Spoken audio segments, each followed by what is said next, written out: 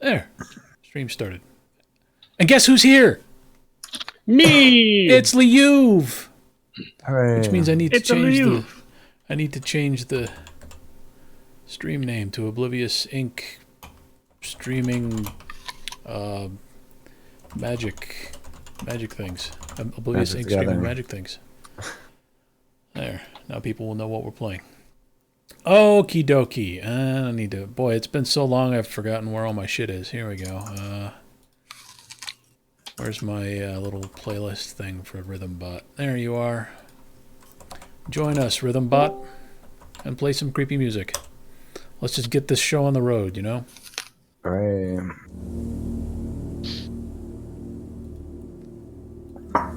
There we go.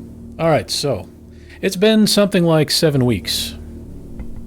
Has it been So- that long? Jeez. Yeah, I think so. So I would forgive you for not remembering anything that was happening the last time we played. Does anybody want to raise their hand and admit to not remembering anything? I actually, well, I don't remember anything, but I have been watching the stream to take notes. You know, I it's- have my hand solidly raised. Okay. I remember Well- broad strokes. Broad strokes is about all I'd expect. So, well done, you. So, Norland, does that mean you want to give us your recap? Or Yeah. Okay, we'll go for it. Okay, so when we left, we were following Valley High up from the basement levels, and we continued to follow him up, and we were seeing some weird stuff in his footprints. So Merovingian scored some sweet loot, including fake teeth and a Yu-Gi-Oh card. Yep. I'm sure those will come in handy later. Me too. Ender asks Valley High where he's going, and he just says up, which is super helpful. Ender threw some spiders on his back as an insurance policy in case things went to hell. And Ender sensed something moving in his bag. And Honey Badger was afraid of what that might be, so he threw some magic at it and decided that it was okay. And it turned out it was the obelisk chunk that Ender had somehow pilfered from Honey Badger's second awakening. Yeah, you guys all dove into Honey Badger's second awakening, and he mule kicked a piece off the watchtower, and you snagged it and put it in your bag. Yep. Very forward thinking. Okay, and it seems like it's pulling in a specific direction, but since we're in the basement, it's kind of hard to tell where it's pointing. So Honey Badger uses some more fate magic to see if us letting Valley High reach the lobby would be a bad idea, and it seems like it will be fine. We finally reach the lobby, and Merovingian uses the PA system to call everybody back to the lobby because it's empty. And then Merovingian suddenly remembers that we left Philippa in the Greasemobile and goes to get her. While she was waiting for us, she removed the probe from the dog and destroyed it. And nothing terrible appears to have happened. Yes, nothing terrible so far. And then when Merovingian catches her up on stuff, she says that what we've probably found is an abyssal. And when our little snow globe went through the abyssal realm, is that a real thing? When, the Abyss is what it's called. Yeah, when we passed through the abyss, this abyssal sort of collided with Valley High and took up residence there on our way through, and now the globe is probably in the supernal realm. Yeah, so Philippa's theory was that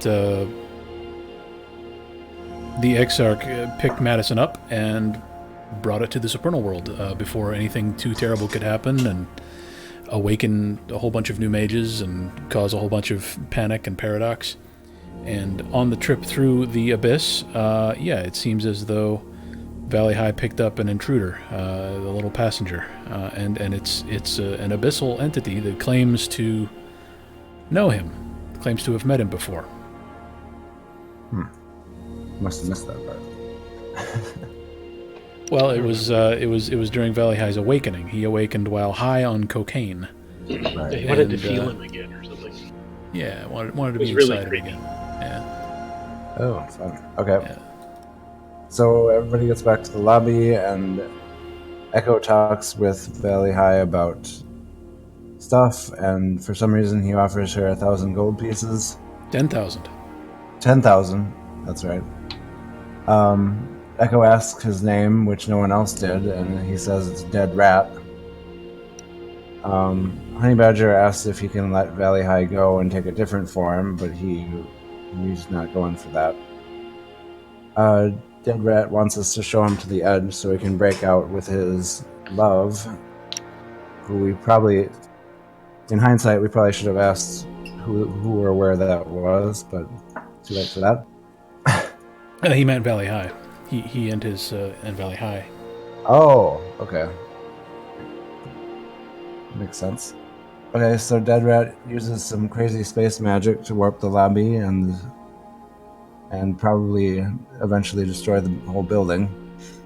Ender decides it's a good time to use the spiders and drops Valley High, but the abyssal just sort of pops out and is standing in the same place. And Yeah, it's like Valley High fell off of him, like he was wearing a sheet that looked like Valley High, and when you pumped your venom into Valley High's neck, the sheet just fell off, and the abyssal was still standing there. Yep. So the Dead Rat asks where the exit is, and Merovingian cleverly points him to the closet, thinking he'll get lost in there, but he just walks right through it. And now I have to go to my notes because I didn't get all my write-up done. Well, from there you follow him, basically. Yeah. We make sure Yoder cures his spider bites so Valley High doesn't die. And yeah, Honey Badger shows Echo the arc spear, but makes her swear an oath before she can look at it. And she's okay with that. Oh yeah. What was the oath I made her swear? The she had to give it back, Oh. whatever it was, Okay. without telling her what it was. Well, it was actually a little bit cleverer than that, believe it or not. I should have probably noted I don't what that believe was it. on my I sheet. don't. Yeah, I wouldn't believe it was. Echo, like everyone inside the Madison Dome right now, Echo is immortal. She's not a mage. She can't cast spells. And you can get away with some things when you're casting spells on mortals that you can't necessarily when you're casting spells on mages. And when Sammy cast his oath spell, Echo had no way to know he was casting a spell. And when he made her promise to give back the arc spear, or give it up when he asked her to, she said, "Yeah, okay, sure, whatever." And she had no idea she was swearing an oath because she's immortal.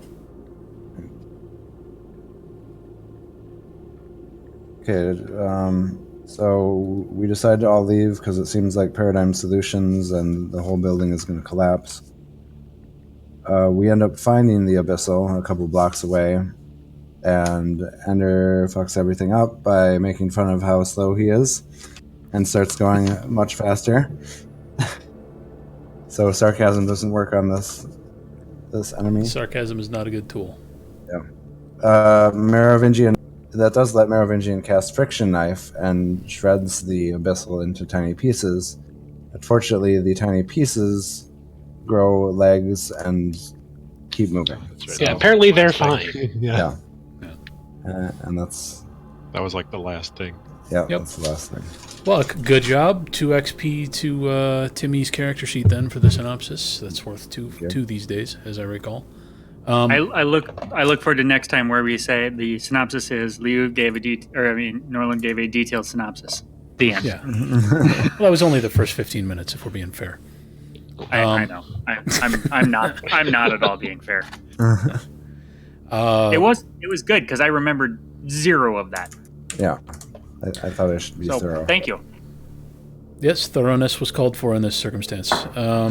So one thing to note about the way the Abyssal was warping things, he warped Paradigm Solutions, and he warped himself a tunnel through all of the houses and things in his way. But it's not like he's It's not like he's grabbing hold of a piece of solid material and wrenching it apart to form a tunnel. It's more like it just changes shape. And then, it's like somebody had built a house with a bunch of 2x4s that have big curves in them or something, like a big idiot, and it's not particularly structurally sound. So these houses, they're not heavy enough to really have an issue with that, but Paradigm Solutions, it was no longer structurally sound, and it did seem like it was starting to fall over. I just want to make it clear to you that it's not falling over because the Abyssal did damage. It's falling over because the Abyssal warped everything, and now there's no straight lines in the place. It can't support its own weight. It may be a fine distinction, but one I think is worth making. I agree. Thank you, Drewby. The other thing to point out is that Friction Knife was awesome, and it was a good spell to cast in that scenario. Was it? So, well, yeah. So the Well, it was a good Abyssal, it was a good idea. It was a good application of the spell. Whether the outcome was good or not, we don't know. The Candle Beast, the Abyssal, did rip itself to shreds as a result of the Friction Knife. And a lot of chunks of it, like some percentage of its mass, just fell off and burned up like pieces of a meteor traveling through the atmosphere. But by the time its major components began falling off, arms and legs and heads and things, it obviously began to slow down because it was no longer able to ambulate. Which is why those pieces are not burnt to a crisp and instead have grown legs of their own and begun walking. And one final point is that they seem to have scattered. They're going in all directions. Some of them have gone straight up into the air. Some of them have tunneled down into the ground. They're no longer all going, quote-unquote, the right way, the way Albacore pointed. Some of them are. Are the pieces are small though, right? They're smaller. Yes. Yes. It's just the little pieces that are ambulating around themselves. Yes. Some of them have mouths, and they're saying things like, "Oh, what's this? Oh, Interesting. oh, what is this? Interesting." The ones that went underground, you can't really hear them. They're muffled. The ones that went up into the air are shooting around in weird directions like rockets without fins. They're completely random. Is there a head piece? Like a head chunk? There is a piece that came from the head. You would no longer describe it as a head. They have all the pieces have sort of taken on non-humanoid forms at this point. The legs don't resemble legs, the head doesn't resemble a head, but there is a bit that came from the head, and unironically, that piece does have a mouth and is saying things. What I'm trying to get at is there a way we can determine if, like, the little bits have intelligence or knowledge of what has transpired? Well, the very first thing that happened when they grew legs, or were in the process of growing legs, was they all spoke simultaneously and said, "Hey, why'd you do that?" They are aware that they've been ripped to shreds, and they were briefly displeased, but they seem to have forgotten it happened. So it's not like there's one that's still beelining its way, and the rest of them are wandering around stupid-like. None of them are moving with purpose. The full Abyssal seems to be going in a very straight line. You can turn and look back and see the tunnel that it bored through all the homes between you and Paradigm Solutions. You could probably see into the lobby of Paradigm Solutions from where you're standing right now. But now they're moving in a little bit more random fashion. Okay. Problem solved, guys. Sweet. And they're really all equidistant from an edge. Like, they're all eventually going to go to an edge. If they all travel indefinitely, yeah. I mean, if you assume you're inside a sphere or a globe, then yeah, eventually.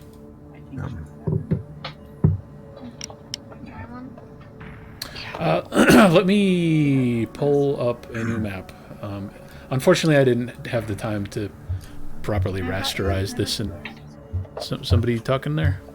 You're fine with it. But I said you have no friends. Drew. Oh my gosh. Yes, I have friends. Thank you. Hold on, I'm gonna mute you guys. All right. His children are shaming him. Is his daughter just negging him? His children are just owning him over and over. You're burnt, son. Okay, so again, I didn't really have time to make this a nice, pretty map. I'll probably clean it up before next time because I like this black and white map. Yeah, that's cool. Yeah. But you started roughly here at Paradigm Solutions, and the hallway that or the closet that Albacore pointed at when he told the Candle Beast which direction to go was in the northwest wall, so that is the direction that the abyssal traveled in. And you blundered into it right about here, and took off its arms and legs, and well, actually you blundered into it a couple blocks earlier and convinced it to run faster. Yeah. You're welcome. And then friction knife took it out right about at the end of that line. So it's on its way to Lake Mendota, in effect. And it's pretty close to the center. Yeah. I mean, the center is on the UW campus right around here. Right.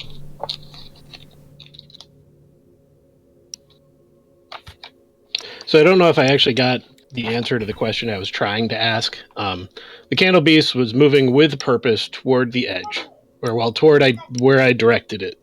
When you're coming up to bed, Are all the little chunks also? Are all the little chunks, or any of the little chunks? Do they seem to be moving with that same purpose, or are they kind of like blundering around? They're not just blundering. I mean, they are still.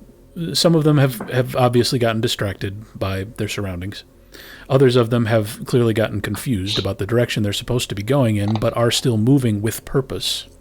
And others, including the head, or what was formerly the head, you would deem, are headed more or less in the same direction that the full abyssal was still going. Okay. I'd like to try. So, remind me when I did a mind scan of the abyssal. I did find a mine, correct? I don't remember. Let's see here. I know. I felt something extra inside. You would have. So you were scanning Valley High at that point, and you would have found, 2 mines or 1.5 mines or something. Okay. So yes, this thing does have a mind. Alright, I suppose beast control won't work on it. Won't know until you try, I guess.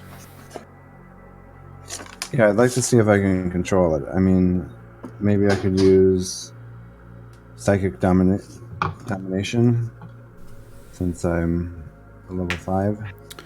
Psychic domination. Let's see here. It reads kind of like beast control, but for humans. Yeah, I mean, that's probably going to be single target, but that's definitely a more powerful version that would work on humans, yes. Okay, I guess I'm going to try to do an AoE beast control and see if I can manage some of the bits. Well, the number of bits you can attempt to control will be determined by the number of successes you roll, but sure, go ahead. Sure. Is this a rote? Yeah, greater beast control is a rote, right? It is a rote, but that actually doesn't increase my dice pool. Well, no, it just makes it harder to calculate. Yeah. So go ahead and roll your dice pool -2 for the fact that they're starting to spread out and you're having difficulty focusing on all of them at once as targets. All right. 2 successes. All right, let's say you can target 2 of them and try to control them. Okay. I guess just for fun, I'll target them to run into each other. Just as a test. just to see if it works. I hope they don't Voltron on us. Well, that might be better if we can gather him back up. Oh, there you go. Reconsolidate, yeah. Okay, so you feel around the area, and your little green shimmers of Nimbus begin to fluctuate around you, as is normal when you're casting a spell. And as you sense the minds around you, you do indeed find that a number of them are primitive. Whatever intelligence the abyssal had or has been split enough times here that particularly the pieces of his body that were farther from the brain seem to be having a great deal of difficulty, and are quite animalistic in nature at this point. What's this? Oh, what's this? Oh. Very basic brains. And so you pick out 2 of those, and you grab hold of them, and tell them, now kith. And they turn toward one another, and if they had eyes, you suspect they would be gazing lovingly into each other's eyes. Awesome. And they start waddling toward each other. And when the 2 pieces come into contact, they do indeed sort of glop together into like 2 soap bubbles turning into one larger soap bubble. Recombine. Hey guys, and- look what I made. They did Voltron. They were the size of small dogs, and now they're the size of a medium small dog. And what are they doing? The mind inside, you would gauge, is roughly 1.25 times as potent as the 2 individual minds. What was the question, Shale? Yeah, what are they doing now that they are they moving differently now? What are they doing? It looks the one piece now has 4 legs and looks a little bit confused and sort of turns this way and that, deciding how to proceed. Let me check something. And then starts heading directly northwest. Well, let's check. Actually, no. It just picks a random direction and starts jogging, not northwest. All right. It's traveling in more of a straight line than some of its more confused brethren, but not the correct direction. Meanwhile, Mr. Head and Shoulders has moved nearly a full block beyond you at this point to the northwest.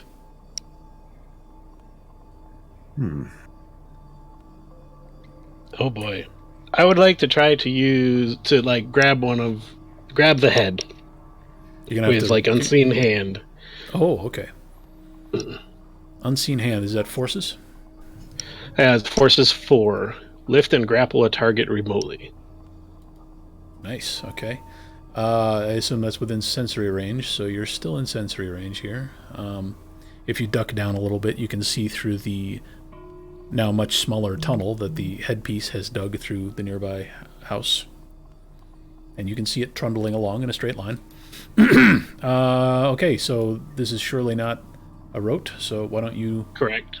Why don't you give me just Gnosis plus Forces. This is vulgar, but that doesn't matter. It does cost a mana, though. And it is contested.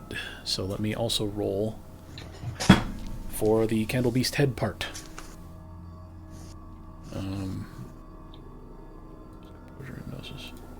Okay, so you go ahead and roll. Actually, I'll tell you what your target number is. Okay. Oh shit! Oh shit! I rolled 4 dice and got 4 successes. Your target number is 4. Good. Do I have any? So it's contested. So there's no negatives though. That's Just no. You don't lose any dice in this scenario. You have a target number you're trying to hit with your roll. Right. Okay. So it's just Gnosis plus Forces. Yeah, Okay.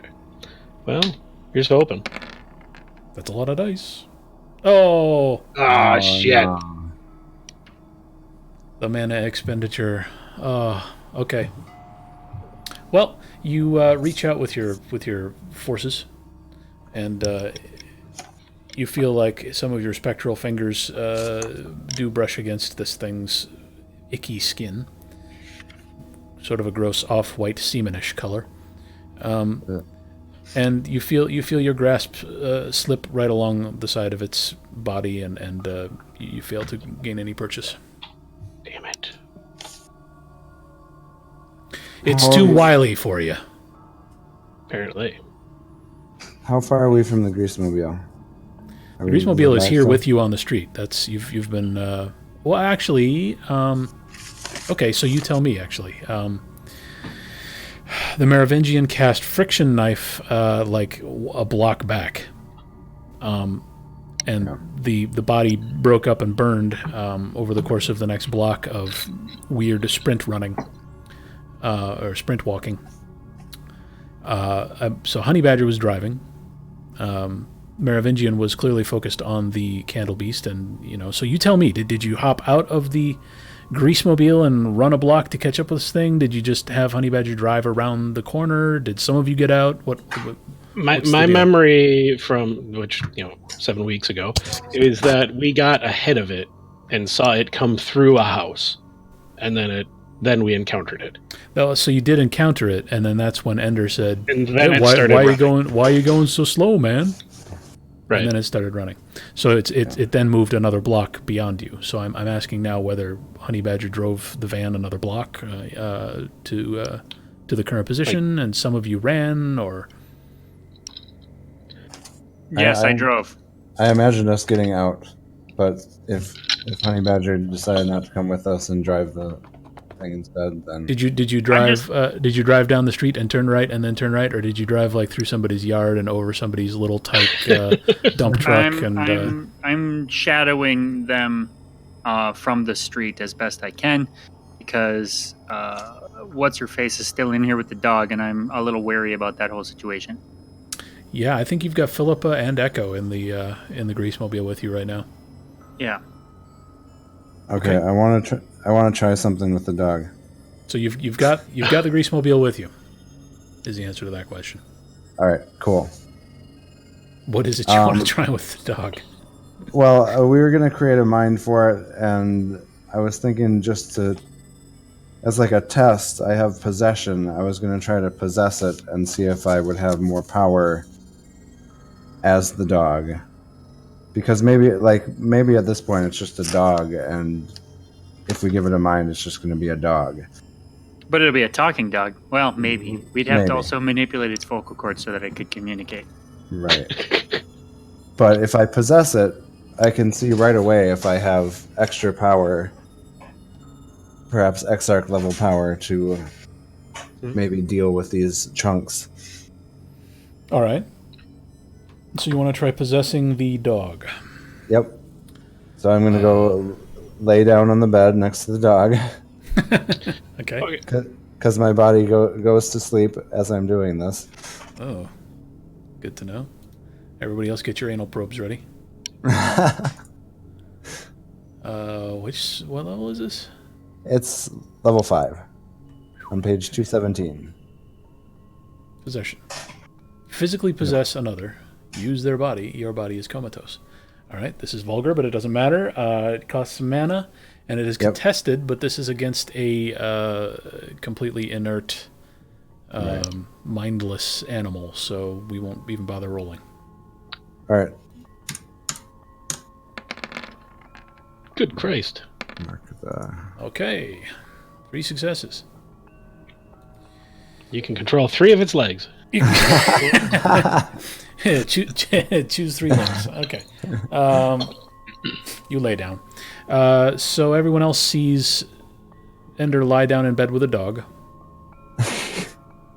And then he seems to go limp. And the dog raises its head and perks its ears. And Norlin, Ender, everything's black and white and extremely out of focus. And you have 4 legs now. Interestingly,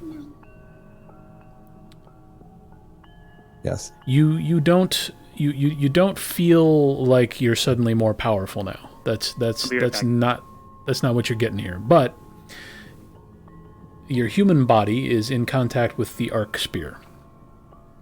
And meanwhile, your mind is possessing this dog. And you feel a sort of a strange familiarity between those two entities. Like the arc spear knows the dog, and the dog knows the arc spear. They feel married somehow.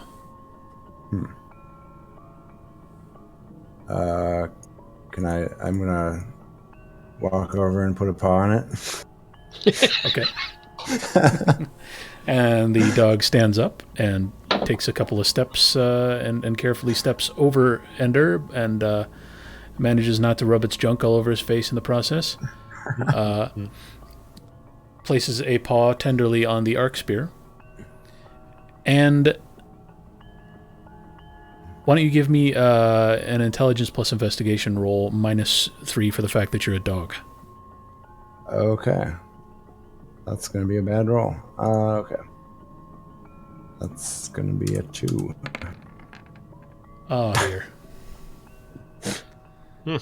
Is he a dog, or is his mind in the dog? I'm just wondering the mechanics of what's actually happening. That's a fair question. The -3 for being a dog was mostly a joke, but now that you force me to think about it, it is your mind inside the dog. Your investigative capabilities would be limited if you were, looking at things because your eyesight is so bad. But if you were smelling things, it would be better. And you're not doing either of those things right now. What you're doing is purely brain-based. So why don't you roll again without the -3? Okay. Also, does your butt hurt? Does your butt hurt? A lot. Okay, one success.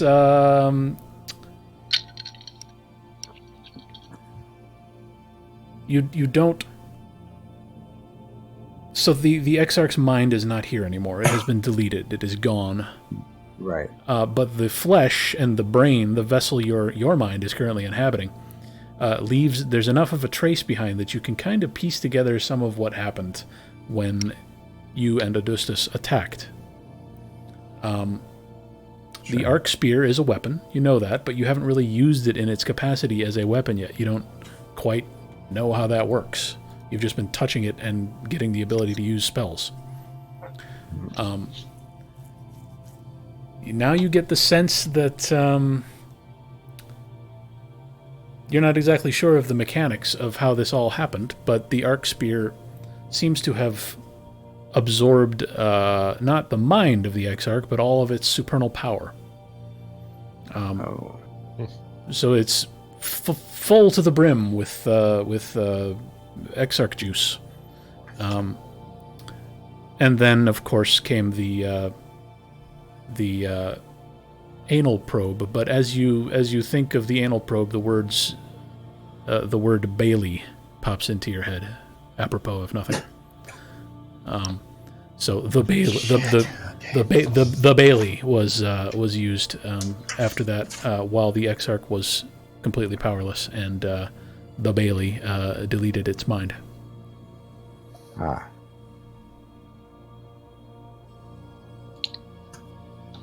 Alright, I'm gonna cancel the dog thing. Okay. The dog collapses on top of Ender's body. And then Ender tries to sit up, and he's got a dog on his face. So yeah, the memory of what happened in there, you could kind of piece some of it together thanks to this, but it's not going to be a vessel for ultimate power. It's just an empty dog now. The arc spear, on the other hand, has all of the Exarch's power inside it. So guys, the dog's powerless, but apparently all the Exarch's power is in the arc spear. So maybe somebody with prime magic could figure out how to use that. If only we knew somebody like that. Yeah. I guess I'll take a look at it. I grab the arc spear and I look at it. Can I use the information he just gave me to try to like figure out how to, I don't know, make more use of this thing?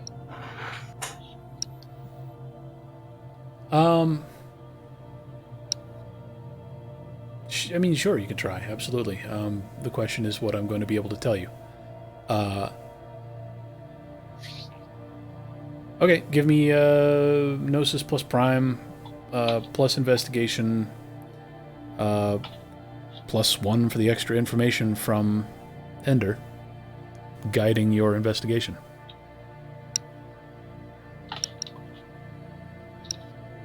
Okay. This better be a lot of dice. It is. 8 successes. Wow. oh, I think I did okay. Right. You did all right, son. Okay. So now, armed with a little bit of extra information and doing an in-depth investigation of this object. So while you're spellcasting, you connect to the supernal realm through the use of your careful. You move your hands around and you shape things with your head and you speak some words even, and you do all of these things in the service of establishing that connection to the supernal realm. And then the power flows through that connection. The arc spear is very, very clearly designed to sever that connection and then sit in the middle like a sponge and suck up power from both sides. And you suspect that this would usually result in a spellcaster who has been completely emptied out and, for all intents and purposes, is now mortal, at least temporarily. And it seems that's almost certainly what happened to the Exarch. As far as you can tell, this thing has no limits. It can do that to you. It can do it to an Exarch. It could do it to God. Which is perhaps why it was smuggled out of Atlantis and cherished as a weapon usable against the Exarchs. So now it contains a huge amount of supernal power now, and it's like an electrical charge. You can touch it and use it for spellcasting. How would you then leverage that additional boost of power to cast an Exarch spell? Unfortunately, you don't think you're capable. From what you saw the Exarch doing, I mean, all of your spells are 4 dot and 5 dot. And the spells you saw the Exarch casting while you were down in that pit underneath the UW-Madison campus, I mean, it moved tons of material without even showing any signs of effort. It created a fake sun to burn up all the vampires. It teleported a huge chunk of the city into the supernal world. These have got to be like 8 dot or 9 dot spells. You simply don't have the capacity to cast them. You don't know them. Do I have a way to allow, like siphon off the power or turn this one thing that have to be in contact with in order to make cast spells into multiple things, so that we can stop tossing it around and only having one person casting spells at a time? You think that with months of study, you could probably manage that. Right here on the spot, that's probably beyond you. This is an artifact that was created by mages thousands of years ago. You could try a chance die. Who knows? I mean, you can roll to try anything, absolutely, and that's what chance die is all about. Sure. Don't be a pussy. I'm more worried about the things that are heading toward the edge. The abyssal chunks. I can combine them given enough time. Does that help? I don't know. Maybe. You got to be winded, all that running around trying to tackle them crawling inside a dog. He got inside the dog. It was a success. That's pretty cool. Yeah. Yes, he did. So are we currently like driving along, or are we stopped? You tell me. Honey Badger, are you driving or are you stopped? Yeah, I'm still shadowing these guys, wondering what in the fuck they're doing and why Ender keeps jumping in and out of here like some kind of circus van. All right, so anyone who's outside trying to deal with the abyssal pieces, you note a large Winnebago lurking over your shoulder periodically. It sounds like Ender is inside with the dog. Yeah. So am I. Because obviously I was just Because looking you were at the just in there arc sphere. casting a spell. Yeah. Okay, it sounds like you guys are in and out of the van at this point. So you'll just tell me what you want to do. So on my way out, I'm going to grab the dog carcass and just toss it in the street. It's not a carcass, man. It's not actually a dog either, so it's fine. That's true. Yeah. It's not really littering if it's not real. Does it take a mana to create a mind? Let's see. That does remind me. Are there any people about? Did they vanish? People have been fleeing without really knowing what direction to flee for some time now. There's a lot of strange things going on, and people are calling the police, and the police aren't able to be everywhere at once. For a while, they were running away from the dragon on the UW campus, and now they seem to be running away from the fact that their homes are all being warped and tunnels are being created, and there's nobody on this street. Okay. But we've kind of been keeping pace with the Candle Beast chunks, apparently. Is that would you say that's accurate?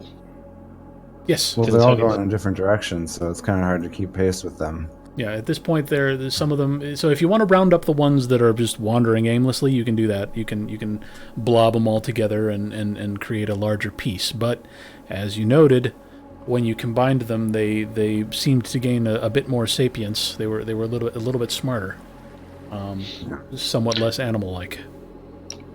Basically, I want to take the arc spear with me and strike them all with lightning as I can. Ah. Okay. Yeah. Let's try that. Which is Call Lightning, which is Forces 3. It's vulgar, does not cost mana. Yeah, but who cares about vulgar? You can cast lightning Right. with impunity right now. Okay. Well, this is probably your might be your only ever opportunity to cast infinity lightning bolts without having to worry about anything. And I'm totally doing it with like finger guns. I point at one and I come down and lightning comes down. Lightning bolt! Lightning bolt! That's right. Okay. Give me some rolls. There's roughly 10 chunks left. Let's say 5 of them are in the immediate vicinity, either randomly wandering around because they're too stupid to pick a direction and go, or going but not out of eyesight. And the other 5 are still heading northwest and rapidly approaching out of eyesight. All right. So I'll roll Forces and Gnosis and I'll yell out, "Cover your ears!" Everyone covers their ears, I suppose. Do you have to roll for that? I would hope they would know by now. Kapoo! And like a bolt from the overcast gray, a lightning bolt comes down and completely fries one of the Candle Beast bits nearby. Would everyone please roll? Let's see here.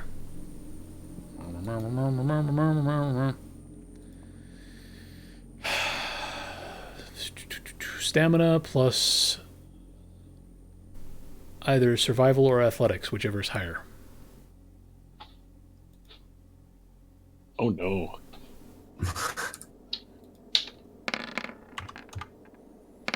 Oh, wow. No. 3 successes on a 5 roll. Wow. I'm dead. Well, you're Honey not Badger's dead. in the van! You're not dead unless you were standing directly over top of the abyssal chunk. Everyone else manages to keep their feet and has their ears plugged and has no problems. Honey Badger, perhaps because he's immobile in the seat of his greasemobile, is struck in the head by a chunk of asphalt. Take Take 1 bashing damage. Okay.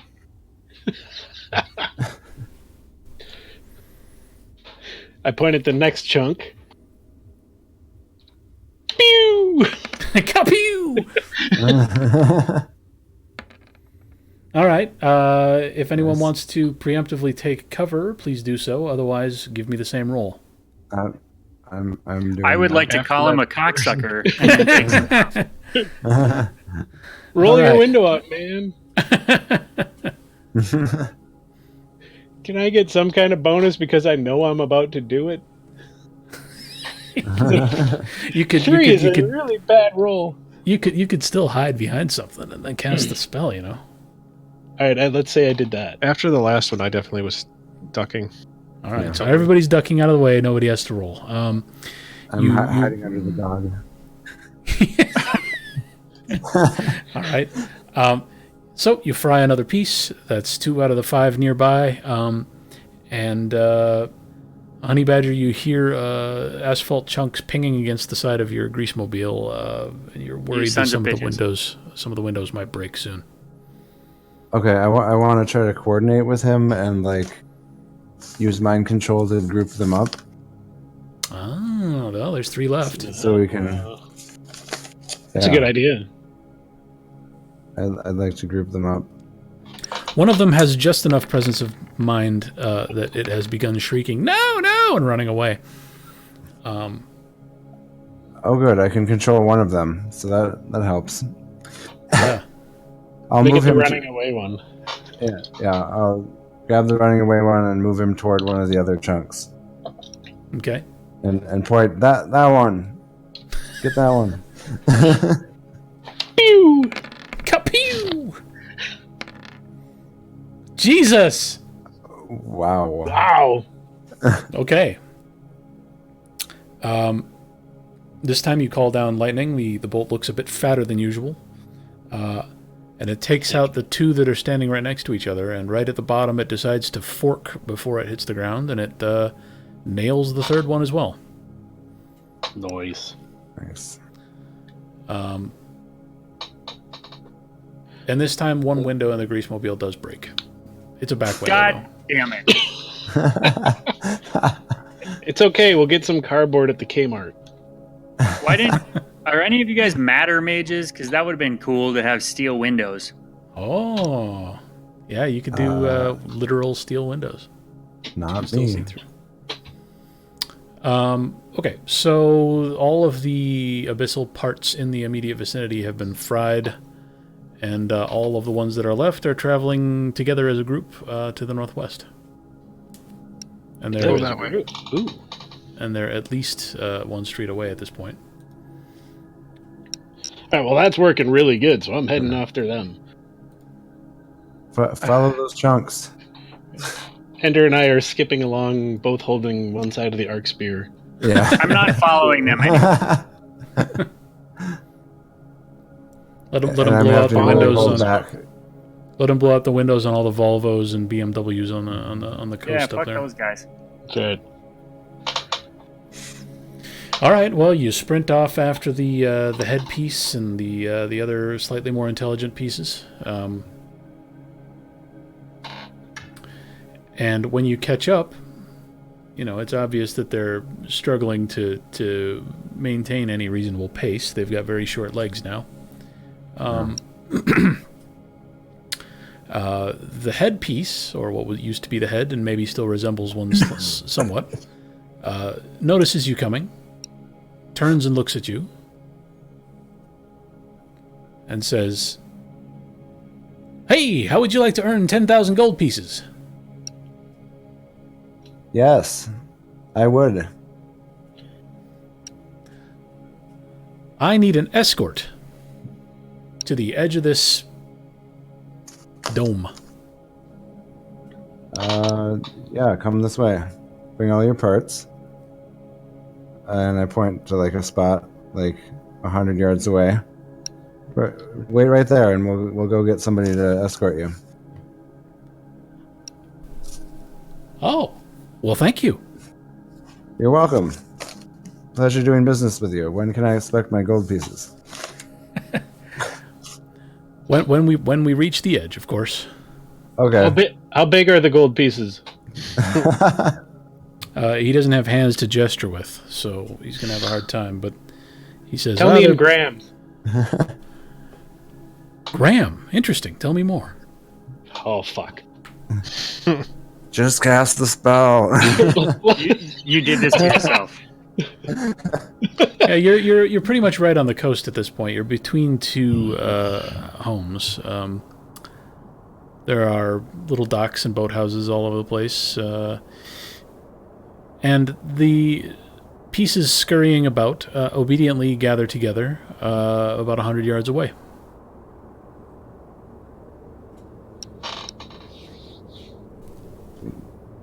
Should I kill a quest giver? He feels like a quest giver now. Kill him. He's got 10,000 gold pieces, apparently. We have $500,000 worth of gold sitting in the van. Yeah, we're not And no exactly quest. We don't need the gold. Oh, wow, okay. All right. Pieces everywhere. They, the lightning comes down and it's, brighter than ever, whether that's because you're near the water now or you're not sure why. Lightning bolt strikes right in the middle of the group and sets them all ablaze, and they explode in a cloud of gross semen-like dust. Semen-like dust? I'm not sure what that is. You might want to go to the doctor. Dust with all the qualities of semen. That's just semen. Dusty semen is what it is. Yeah, that's You not need how to that's drink. supposed to be. I think you need to drink some water. They're coming out in puffs. Let's say semen-like particulate, because I've already described the poor candle beast as the color of semen. Now it's flaming semen-like particulate sprays you, and you each take four lethal wounds. Nobody breathe. Don't breathe this. Okay, Alright. you have Alright. you, We you did it. seem to have destroyed Dead Rat before he reached the water's edge. Yay. That's probably a good thing. Max Seaman comes out like a person who just failed the cinnamon challenge. Oh god, that is a picture I will not easily get out of my head. Are you picturing it coming out of his mouth? No. That would Is be a that weird better? place for semen to come out of. So I guess I'll stroll on over to the crater and just see if there's anything laying about other than A worm dragon. Bernie chunks and no, not that crater. The one I just made. Oh, gotcha. The lightning crater. I'm getting a lot of echo from somebody, by the way. Drew, Might make be your make your noise again, Drew. That was a good noise. What noise? Yeah, it's coming from Liuv. What? Okay. Are you wearing Damn it. headphones, bro? I am. Oh, okay. I can hear myself now really clearly. Okay. Anyway, let's move on from that. So, Make my noise. You could just say talk. okay, so you approach your lightning crater, and no, there's nothing in particular of interest there. The only thing left of this thing at this point is the torch that you have in your bag. You've completely obliterated everything else. Let's Cool. go rub the torch on the edge of the dome. Let's just start rubbing things on the dome until we find something that. Why do you want to go climb inside a dog? Now you just want to rub shit on things. Well, you know. I'd like to smell the. Let's go to the dome. I'd like to smell it. That's just the dog in him. He's got dog in him now. That's yeah. Oh, good. Well, Echo, Okay. Echo Would has you like to has- drag your ass on the ground all the way there too? Echo has exited the grease mobile at this point, and she's approaching, and she eyeballs the Merovingian. Was that you? With the lightning? That was 4 or 5 lightning strikes in quick succession, and I can't help but notice you're standing here. Yeah, that was me. Well, is it all taken care of now? As far as I can tell, I mean, the bits, they're all burned up and it's not moving anymore, so I think it's good. She peers into your crater. All right, I guess that's that. Now we have to figure out how to get out of here. Or more appropriately, we have to figure out how to get here back there. Yeah, that seems harder. Yeah. Well, I watched this play at Brigadoon once. Do we just wait 100 years and wake up in the Highlands of Scotland? Why don't you tell us? You're the time to. traveler. Well, for them, they just go to sleep, and when they wake up, it's fine. It's 100 years have passed. No one else here has seen Brigadoon, Drew. I don't think. I can't believe that good old Sammy has practical knowledge of a musical, and nobody else does. That's like you a doing. fair point. That's you doing a great job of role playing. That's what that is. Sometimes I fail. All right, so that's where we are. You've taken out the abyssal. When abyssals come back on a spell, when paradox happens in the real world, the real world, the material world, sometimes abyssals pop out, and they're not world-ending super beasts. They have varying levels of power and varying goals, and usually you take care of them by ripping them to pieces and shooting lightning bolts at them. So, great job. All right, now we know. I would like to travel around using only levitation for the rest of the time we're in the dome. Well, you're going to monopolize the arc spear in that case, but no one here is going to stop you, I guess. You do you, man. Cool. Do I need to roll for that, or? I would like you Just not start doing working. that, since then it would make it harder for me to be able to flip coins in bars. So you're too far away. Let me know when you need to do that, and I'll back down. So what's I'm your just goal? gonna be. What, I what's just don't your want to goal? walk. I understand. You can ride in the grease mobile. All right. Make the grease mobile levitate. So it sounds like Echo is still prioritizing getting out of the dome and or figuring out a way back to the real world. She's happy that the abyssal is taken care of, but that's only a small part of the equation here. There's still some detective Echo, work to do. Do you want to go to the edge of the dome and check it out with the arc spear? Arc spear. Oh Lord. Thing. What? That seems like something we could do. What's the arc spear? And Philip comes flouncing up from the street and says, "Oh well, the arc spear is a artifact that." And she goes off on a 30-second explanation, and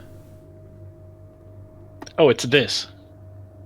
you hold up the arc spear. You pull it out of the bag and hold it up and blind everyone with its bright light, and they all say, "Oh God, put it away!"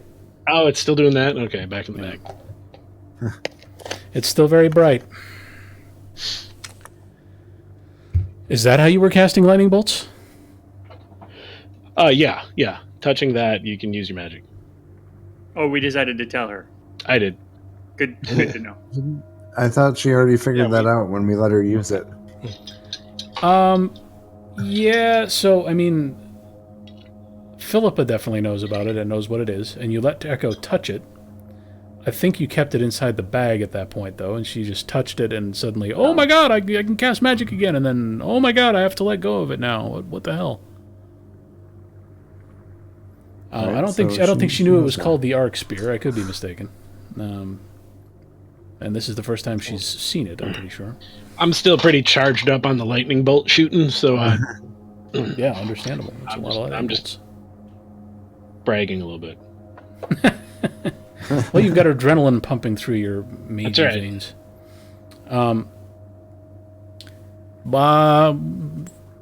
Who wants to explain to me what the arc spear is and how it's going to help us get out of here? Because if it does, I'm 100% behind that plan. I think Ender knows the most about it at this point. Well, it appears to have absorbed all the power of an Exarch.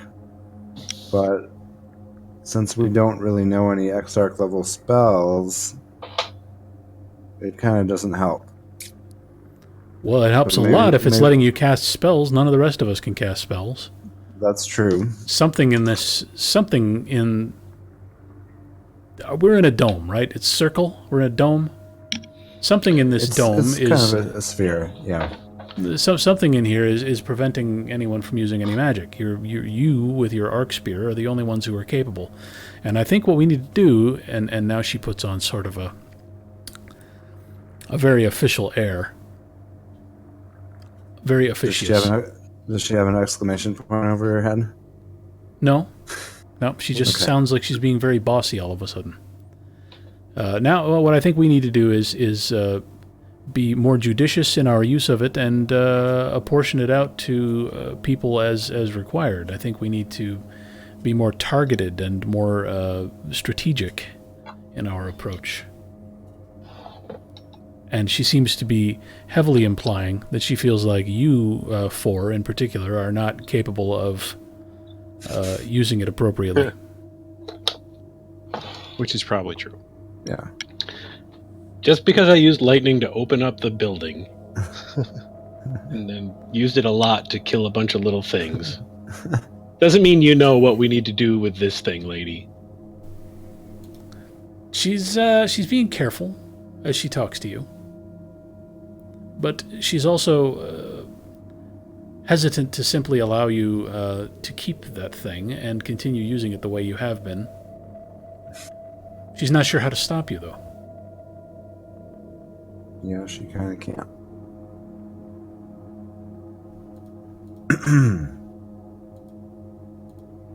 But then again, we don't really know what to do. She goes silent and just stares intently at the Merovingian for a few seconds, and then seems to sort of make a decision. And she says, "All right, let's get to the edge of the dome and see what happens next." Okay. Sounds good. All right, we should find a place that has. Small rocks. Small rocks. Yeah, not big Easy rocks. to throw. or if we see any small rocks on the way, let's just pick them up. Hey, asshole, I got this chunk of asphalt that hit me in the head. You want that? Yeah, that should work. Oh, good. So if you roll to chuck it in. You guys still have the link to the nifty Google Maps that I sent out a while ago? Yes. Oh, I probably. let me put it in a Discord chat real quick. Oh, yeah, I found it. It's linked in first post to the thread. Got it. Ah, okay. Drew, can you post the link in Discord chat? Yep. So pop that open, or just look at the stream, I guess. Let's get a little more detailed view of where you're at.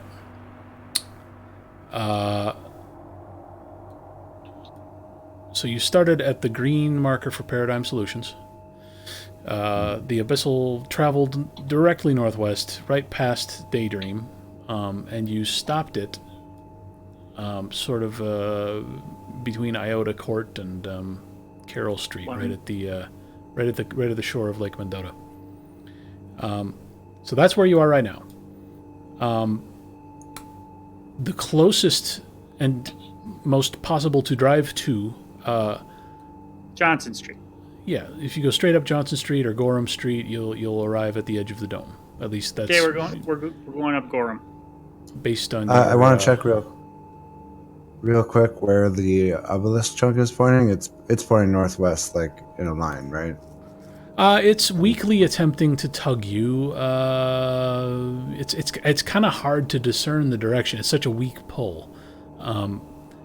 You might remember that I described the Boy Scout. What the fuck just happened to the music? Holy crap! Yes, resume, please. I described the Boy Scout compass, where you magnetize a needle with a rock and then put it through a leaf and then let it float in some water because you need as little resistance as possible to get that tiny magnet to point the right direction. That's the sort of impression you get from this rock. If it is a compass and it's trying to point you in a direction, it's a weak pull. So you're gonna need to give yourself some extra sensitivity somehow in detecting what direction. Yo, honey badger, you got a bucket? There's a turlet in the bathroom.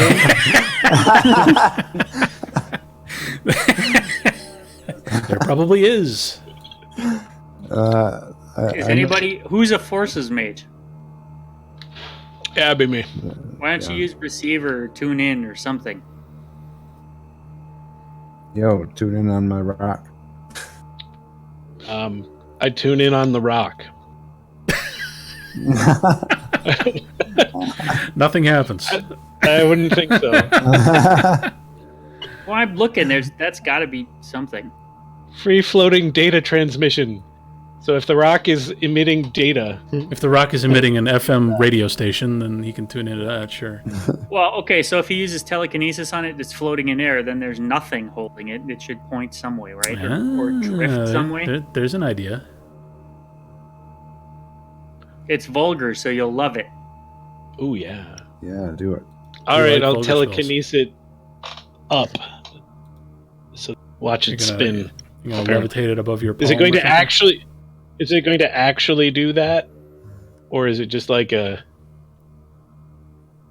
Is it tugging him off like mentally, or does Tugging the him rock off actually mentally? point? Oh yeah. You said the Yeah, feeling is. You said the feeling is as weak as a Boy Scout's needle compass. It's tugging him. It's tugging on. Oh, it's tugging against his. You know, it's sitting in his bag, trying to go in a direction, and when he holds it, he can feel it yanking a little bit, but it's just not clear what direction because it's very faint. It feels more like a pulse or something rather than somebody pulling it with a string. All right. Okay. So it's not a mental tug off. Okay. No. All right. I'll telekinesis it just above my palm. Okay. Like a really shitty magician. Watch Just as I forces levitate this rock. If it's not a rote, then yes, forces plus gnosis. All right. 1 success. You just barely get it up off the edge of your palm. It's floating in midair. As you move your hand around, the rock moves with it. Luckily, it's a very light little piece of stone, or you might have had some difficulty with 1 success. And whether it's because now you are in fact serving as, like, you know, many components of a Boy Scout compass, or because you're just more sensitive to the position of the stone now that you're the one holding it free in midair, you can definitely tell what direction it's tugging in. It seems to be trying to orient itself and pull to the northwest. It's pointing northwest, guys. Give it back to Ender. Does anybody have a boat? No, but we have a mage who can. I know where we can get one. There are boats. That's it. Yes. I suppose we could hijack a boat. There's many of them at the Union. Probably even Echo, like does- romantic paddle boats. Does Paradigm Solutions own a boat, by any chance? We do, but it's got a magic motor that won't work. Echo just looks at you like you're from the planet Venus and says, "No, Paradigm Solutions does not own a boat." You're so close to the water. Does the cheese shop 1 block away from us own a boat? No, that'd be ridiculous. It's a cheese shop. Though they have good cheese. The fromagination fromagerie. Yeah, it's got good cheese. Okay, so, Jesus Christ, I'm still driving down Gorham. That's fine. I hope you're on Johnson because Gorham is one way the wrong way. I'm going. Who gives a shit? Everyone's terrified of anywhere. Well, you do notice that all the cars that are parked are pointed such that they're pointed straight at you, but nobody else is driving on the road right now, so at least We're all not yet. going to die. Okay, well, you're approaching. You're getting that weird Fresnel effect as you look out the front of the car because you're looking at a massive sheet of curved glass. You are approaching the edge of the dome.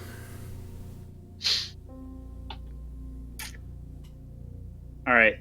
I'm gonna pull up to a stop just shy of it. Well, no, about a block back because you assholes will start throwing rocks and dynamite and shit. Magic dynamite! So if your concern is going northwest, obviously a dome is round. You will be able to exit here and then, travel around the dome to the northwest. That's no big deal. Yeah, sure. So you're near the edge of the dome here, and you don't see... You recall it way back on the almost exact opposite side. In fact, almost precisely the opposite side of the dome, where you first encountered it, and where you first found the arc spear and assembled it. Yeah. You looked outside the dome, and you saw a bunch of other domed cities while you were holding the arc spear. While you were not holding the arc spear, you saw a wall of fog. So here on Gorham Street, what you see beyond the dome and its odd Fresnel effect is fog. Except for Albacore, who is holding on to the arc spear. And what you see is a vast brown field of rough terrain. There are no other cities off in the distance in this direction. Okay. But if you look over at the water, is there just brown on the other side of the dome from the water, or is there water and just brown land where the land of Madison used to be? Albacore, do you want me to tell them what you see? I don't know. Let me look. Yeah, well, what you see is brown ground. There's no water over there. It's just So using my investigative powers, I don't suddenly realize that we're still in Madison, but in another dimension or something, where everything's exactly the same but evil or dry. That's an interesting deduction to make from this, but yeah, I think you're probably spot on there. It doesn't look like the terrain outside the dome matches the terrain inside the dome in any significant way. Only the upside down or anything like that. Right. No. All right. Yeah, there's no water over that way outside the dome. It's just dirt. I'm getting a real Badlands kind of feel out of it. So what now? Hey, Echo, we're at the edge. Well, says Echo, does anybody have any bright ideas for how to break through the dome? You suggested coming here with the arc spear. I think that's a great idea. I don't have any obvious notions of how to use the arc spear, though. I'm going to use my adventure game skills and just rub the arc spear on the dome. Okay. It's kind of sharp in places. Maybe I can try to cut a hole with it. I would like to discern composition of the dome. Okay. You gonna snag the arc spear away from Albacore and Yeah. Okay. All right. Well, unless Albacore wants to object for some reason, why don't you go ahead and roll... Wait. I slowly, descend to the ground so I'm no longer... and then I hand it over. Great. The turn composition is matter. Is that right? Yep. Matter 1. Okay. 1 success. It's a silica based. It's nice and uniform. It's glass. Nothing special about it, as far as you can tell. Maybe like the aluminum content is a little bit higher than your average pane of glass, but it's just glass. Okay. It is oddly... I mean, you haven't gone around examining glass before, so you're not quite sure how this compares to the average piece of glass, but it strikes you as phenomenally pure. So it's really good glass. Shale, what was that? Well, I was just thinking if I want to try. I want to cast Spirit Road and open a gateway into the Shadow Realm and kind of see what this area looks like in the Shadow Realm. Okay. So you snag the Arc Spear away from Sammy. And let me find something real quick.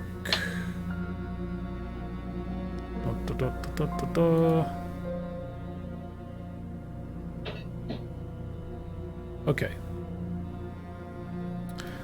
Go ahead and cast it then. Is this? I assume this isn't the rote, or is it? No, Okay. It's not. All right, so just Gnosis plus Spirit with absolutely no penalty whatsoever, because... Do you understand how penalties work with Spirit Road?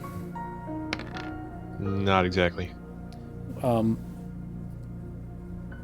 So when you're in the material world, there's a gauntlet. It's called the gauntlet. It's sort of a layer between you and the twilight. Yes. And depending on how if you're out in the wilderness, the gauntlet's probably very thin, because it's based on the disbelief of the mortals nearby. So if you're in the middle of a heavily populated city, the gauntlet is probably very thick, and you would have a significant penalty to casting something like Spirit Road. Right. But here, there's 0 penalty. However, there is a target number. And you will need to roll at least one more time because you've not hit that target number yet. Okay.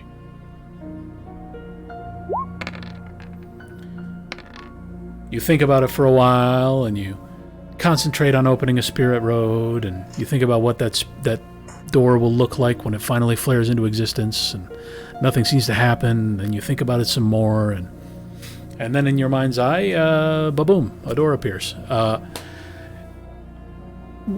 The last time you opened a Spirit Road, you got a good look at Twilight.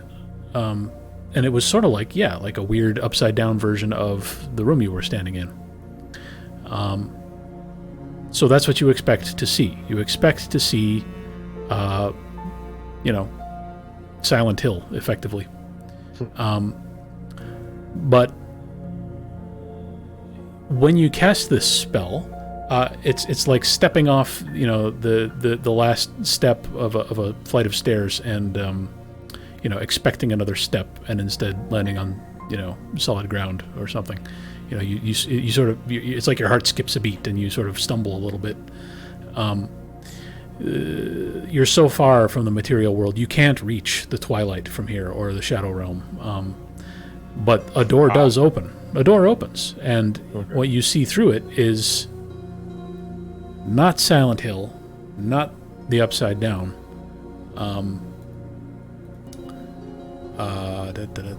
What you see is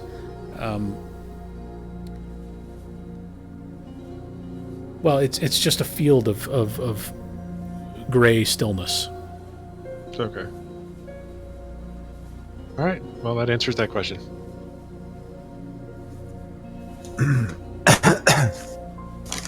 I could try casting a portal between here and the other side of the dome. Sure. What are you guys think? Might as well try whatever. All right. I could just try to shoot it with my crossbow. I'm sure that'll end, Like You can you're stick thinking your head. about. You can stick your head through the spirit road. Stick your head through the spirit road. See what happens. That seems like a poor life choice. Well, I can stick my head through it. I don't know. As long as I don't jump through it, I think I'll be fine. Stick the dog through him. Throw the dog through. Yeah. Dog disposal is the new name for this spell. All right. So who's doing what? You casting portal? Yeah. I'll go ahead and do that. So a portal only lasts for like one turn. So you're gonna have everybody lined up and ready to sprint through if you manage to open one. Right. We can see through the portal first, right? Well, Great question. One's on the other side. Yeah, you can see through a portal if you're holding onto the arc spear. That's right. Of course. All right. So I have to cast the spell and make a 1 second judgment on whether or not we should go through it. And then you have. Wait a minute. But what happens if? So to jump through, you have to be holding the arc spear, but so we'd all have to be holding it at the same time. So you could hold Ender's hand and he could tug you through the portal. You would just Everybody probably join hands. you just might not. Yeah, you know what? A spatial portal. You can't see a spirit road unless you're holding the arc spear, obviously. But a spatial portal, you'd probably be able to see something going on. You'd see a distortion in the air and some image on the other side. It's literally bridging two points in space. So yeah, you don't need the arc spear to see through a portal. Okay. If anybody tries to grab my hand, I call them gay. Get your nailed bat out. Get it ready. You never know. Someone might try to grab your hand. Yeah. I don't care for it. Is that the aluminum bat with nails through it? Yeah, That must have been difficult. I pre-drilled the holes. All right. Are we rolling for portal or what? Yeah, I'm gonna roll for portal. Okay. Is it a rope? Okay, guys. It is not.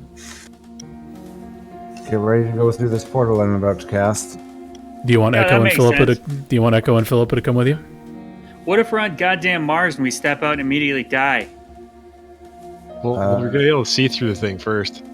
Oh, This well, can we make us see some that oxygen. outside looks like fucking Mars, so how helpful is that? Can you see that the air is breathable? Smoothie Cold raises an interesting question. Are you going to drive through the portal? Well, we could Depends at how least big it have a is. second to live if they hadn't have busted the damn window out of the camper. Yeah, I'm sure that camper's airtight otherwise. Well, it could be. You gotta keep the farts in. You don't want too much grease leaking out. All right, I'm casting the spell. How big of a portal are you trying to Everybody- make? Are you everybody making get a in the portal? van. You're making a portal big enough for the van? Yeah. All right, let me look right. this up real quick. There's going to be a penalty. I'm pumping my. So if we hit it really hard, does like the center, like a tube shape of the van come and the rest is And the rest just sort of shears off and slams into the glass. because that sounds terrible. Portal.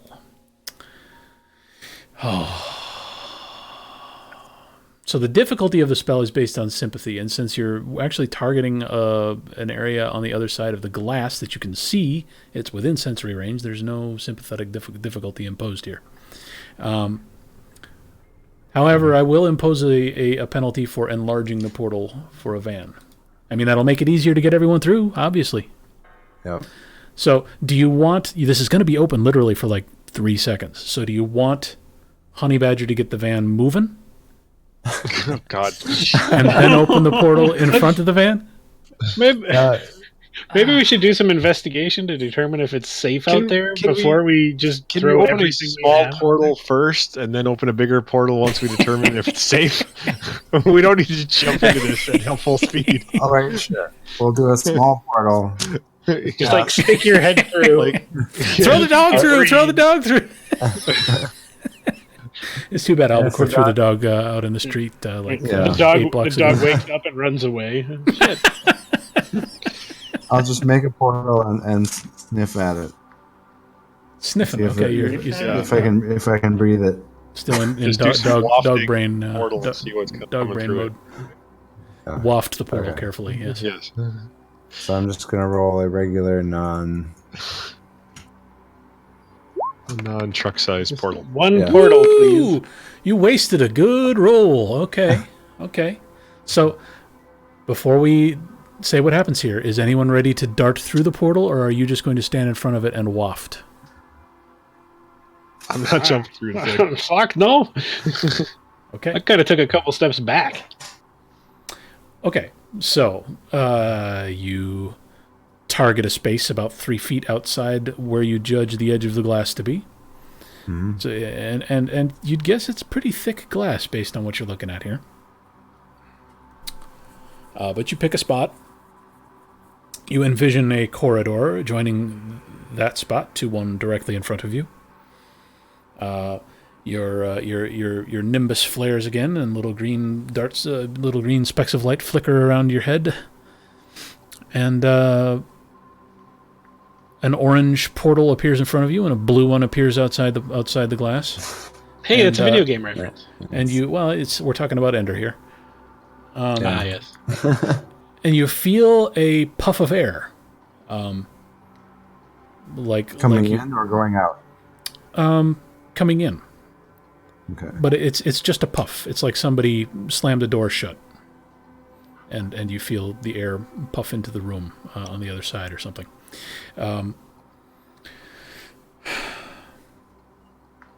Aside from that, you waft, and it smells foreign, but you don't fall over dead from sulfuric acid clouds or something. It's just air as far as you can tell. And then Is it the just portal. brown? It doesn't smell like dirt. It smells foreign, like you know. Does it smell?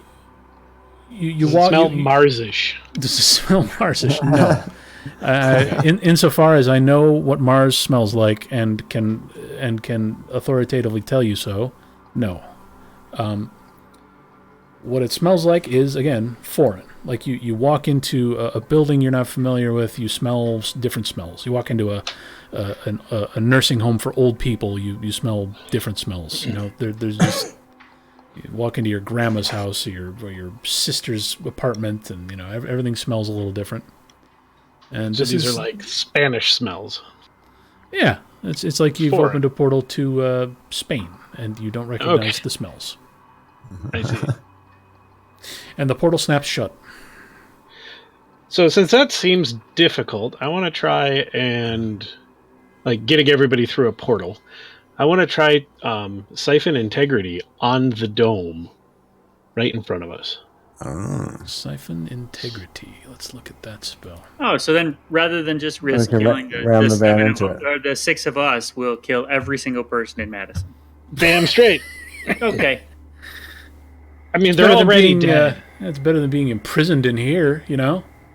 Well, I don't know. Is Siphon prison better integrity. than death? Is death better than prison? Basically, I want to try and drill a hole through the dome and get mana for it. Siphon is that prime? Siphon integrity. Oh yeah, okay. Yeah, Prime 4.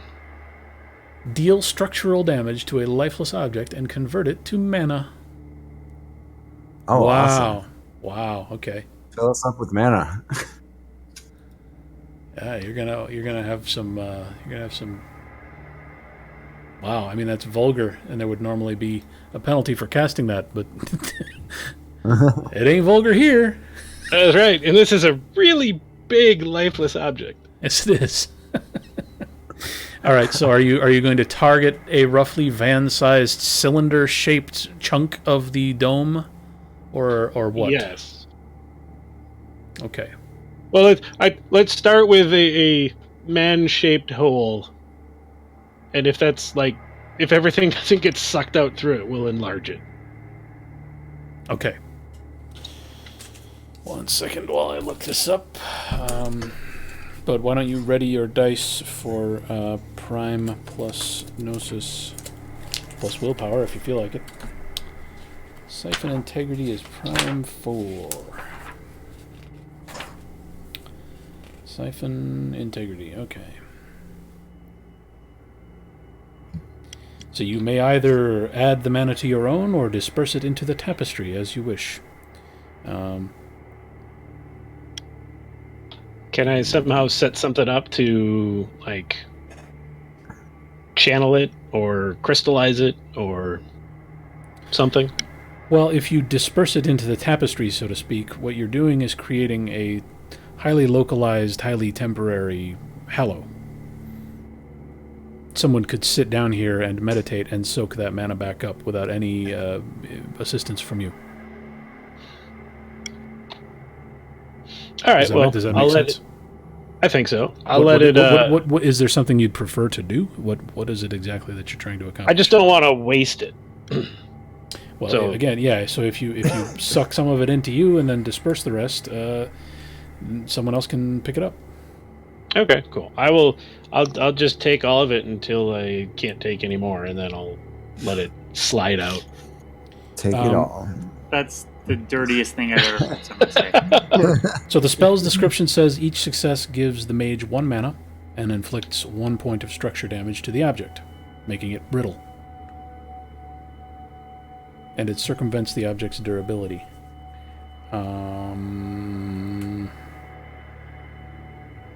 Only 1 point. Okay. It's a really big object, so size isn't an issue.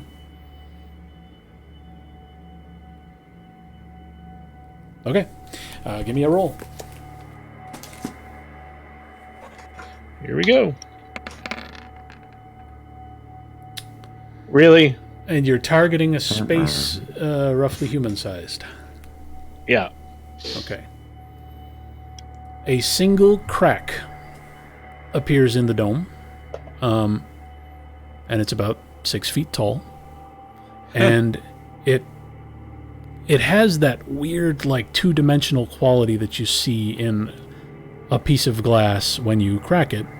You know, you can see it's more like a plane than a line. Well, I mean, it literally is a plane. Sure. And from that plane, you can tell how thick this dome is. It's very thick. It's like 10 feet thick, and your crack has gone all the way through it, and you get 1 point of mana. Well, I guess I'll do it again. Same spot. Put a crack next to it, and then a crack on top, and then you'll have a door. Just push it out. Push 10 feet of glass out of the way. Yeah. There's got to be a bulldozer Put your back in. someplace downtown Madison. So, 3 successes. You channel this spell again, and you haven't described your Nimbus to me, or I'd be giving you a florid description of the spell's effects at this point. It's light gray. Yeah. So a light gray array of rubberized dildos appears around your head and starts flipping and spinning. So the first success, you feel it physically go off, and the crack compounds and becomes roughly, two cracks intersecting. And then the second success, you feel that go off, almost like a physical pulse through your body, and the number of cracks again doubles. It's not 3 cracks now. It's the deterioration of the surface is exponential. So, we've got doubling crackage, and by the time you reach three successes, it's starting to look pretty crunchy.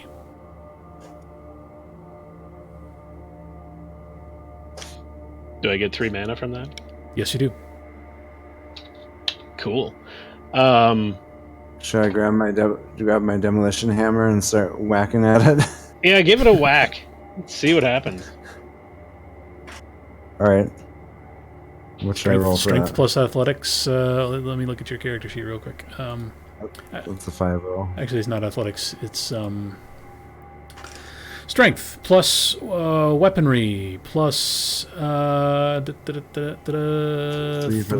for the hammer. Holy moly! Okay. Okay, strength, weaponry.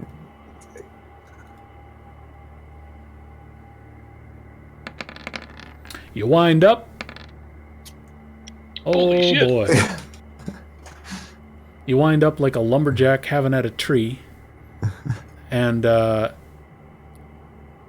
the head of the demolition hammer kind of glances off. Honestly, it's not terribly impressive. It doesn't crunch into the glass. It's surprisingly durable. I mean, glass always is. You pit one section of the dome. Your hammer glances off, and one large chunk between a number of cracks pops out. My music paused again. What the fuck? I need to get it to stop doing that. Anyway, so now at this point, you feel like with your 5 successes, you have actually opened a hole here, and you could start smashing some more and opening an even bigger hole. But you think you would probably benefit from further damage if that were to occur. If it were more brittler? If it were even more brittler. All right, doing it again.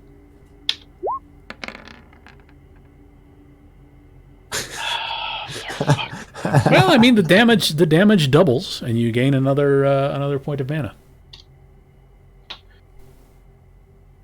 All right, just gonna keep drilling. Yeah. Drill, baby, drill. Okay. So the damage doubles, and then doubles again, and doubles again, and doubles again, and I don't know what you call that. Sexadectupled damage. Hexadecatuple. And it looks like it has turned into almost like fine dust at this point. The cracks are so minuscule and the pieces are so microscopic. It is still holding its shape, oddly enough, but it's like you've created a tube of snow packed into the center of the dome here. And you gain 4 more mana. Wow. It hasn't blasted in or out, so that's good. That's a good sign, yeah. Yeah. So I don't know if I have anything specifically that does this. Spelled out anyway. I kind of want to airbend and just blast that dust out onto the Mars surface. All right. Airbend. Seems like a recipe for giving everyone asbestos poisoning or something, but well, that's why I wanted to go out. Oh, okay. All right. Let's see here. Airbending. Let me find that on your character sheet. I mean, control velocity. I could increase the velocity of all those little particles going out. Maybe. Could Telekinesis. take the piece of asphalt and like make it go real fast, and it'll cause like wind in its wake. Kinetic oh no, that's I saw blow and thought, oh, kinetic blow, like wind. Like wind blows. Or like punch. Yeah. Well, does anybody else have any ideas they want to contribute here, or we can try and work with this? Let's see. I like the plan. Yeah, I got Okay. nothing. I wish I was level 3 matter so I could cast Repair Object just for giggles.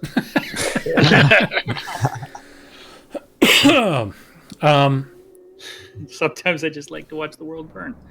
Fair enough. Or repair. And then repair it and then burn it again. I feel like you should be able to. I mean, you what you have 4 dots in forces or 3? 4. 4 dots.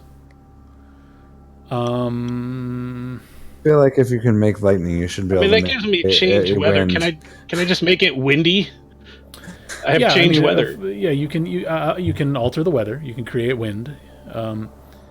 You could then direct that wind and try to kind of funnel it here. I think that's about the limits of 4 dots, but that might be enough. Let's do that. Going for style points. All right. Why don't you roll first to change weather and gin up some wind. Forces plus Gnosis.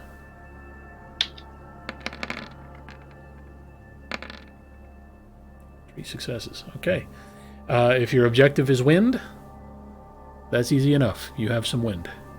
3 wind. The winds begin to blow and pick up, and some pieces of asphalt begin bouncing down the street and clatter against the side of the greasemobile. God damn it. Taking all the rest of the way out.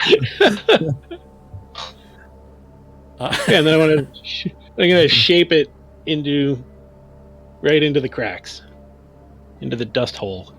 All right. Well, let's call that control wind, since you don't have a spell called control wind, and we'll say it's 4 dots. Sounds good. Gnosis plus forces.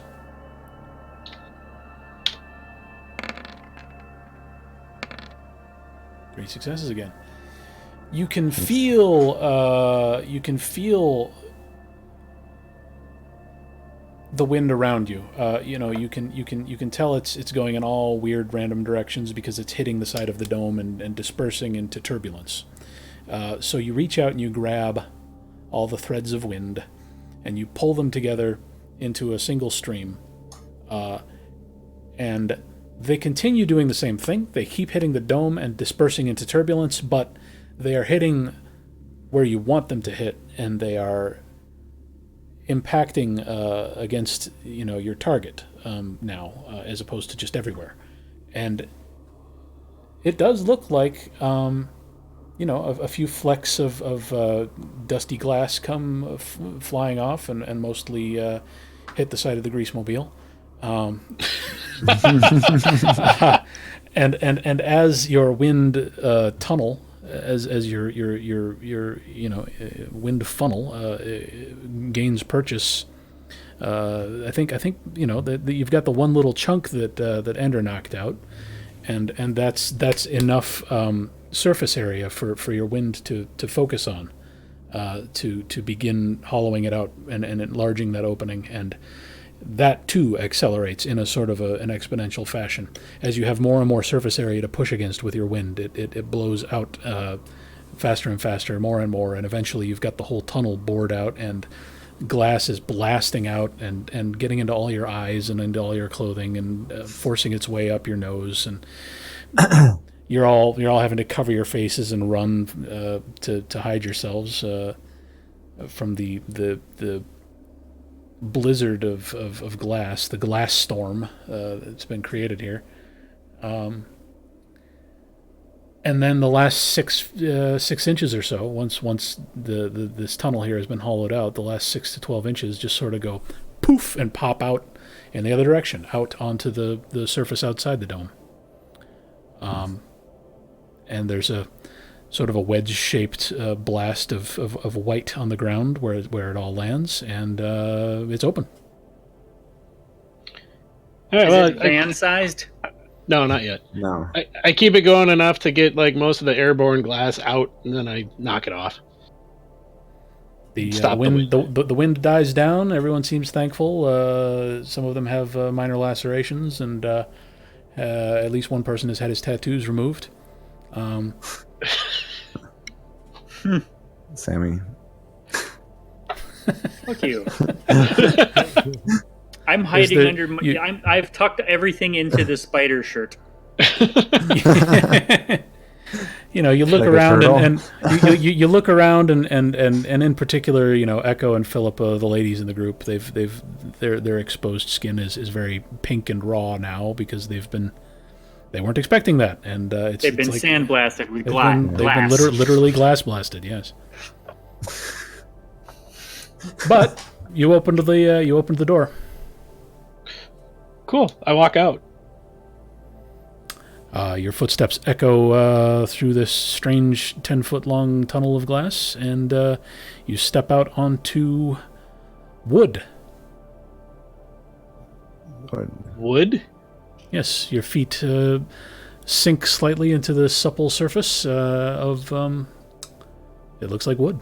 Looks like very large. Like now that you're standing on it and you can tell it's wood. You realize what you're looking at is like extremely enlarged wood grain, like the end grain of a piece of lumber that is 100 or 1,000 times bigger than usual. We're on somebody's shelf. Jesus Yeah. Christ. Right? We're in a snow globe on a Yeah. shelf. It seems possible that that's what's going on here. Yes.